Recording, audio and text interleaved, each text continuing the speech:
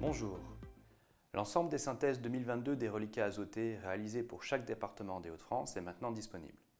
Vous pouvez les télécharger depuis notre site internet www.hautdefrance.chambre-agriculture.fr. Ces synthèses vous sont proposées par les chambres d'agriculture afin de vous aider à réaliser vos plans de fumure prévisionnels azotés, notamment pour les situations pour lesquelles vous n'avez pas fait d'analyse. Elles ont été réalisées en compilant les données des différents laboratoires qui travaillent dans notre région en accord avec les ayants droit. Cette année, compte tenu du contexte économique, vous avez été nombreux à avoir réalisé des analyses de reliquats, et à juste titre. Cela s'est traduit par des synthèses globalement mieux achalandées que d'habitude et reposant sur davantage de parcelles.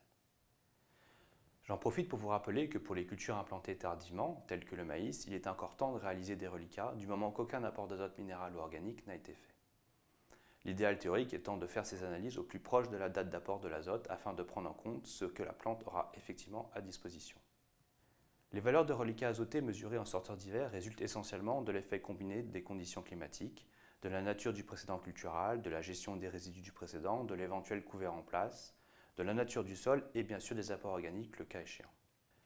Très globalement, les valeurs moyennes de cette année sont égales ou très souvent supérieures à celles mesurées l'an passé. Cela s'explique par des températures hivernales plus douces favorisant la minéralisation d'une part et des cumuls de précipitations inférieurs, ce qui a limité les pertes par lixiviation d'autre part. Bien sûr, les valeurs qui figurent dans les synthèses ne sont que des moyennes qui peuvent cacher une forte variabilité suivant les situations.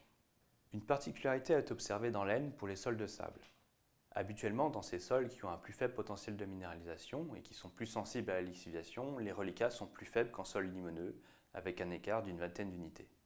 Mais cette année, on a eu des valeurs de reliquats particulièrement élevées, notamment pour les cultures de printemps. Dès l'entrée de l'hiver, on avait pu constater des valeurs élevées.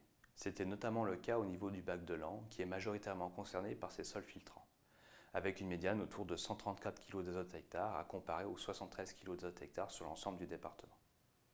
En sortie d'hiver, les stocks d'azote sont restés relativement importants. Alors bien sûr, avoir un reliquat élevé, c'est plutôt une bonne chose au vu du prix des engrais, car c'est autant d'azote en moins à répandre.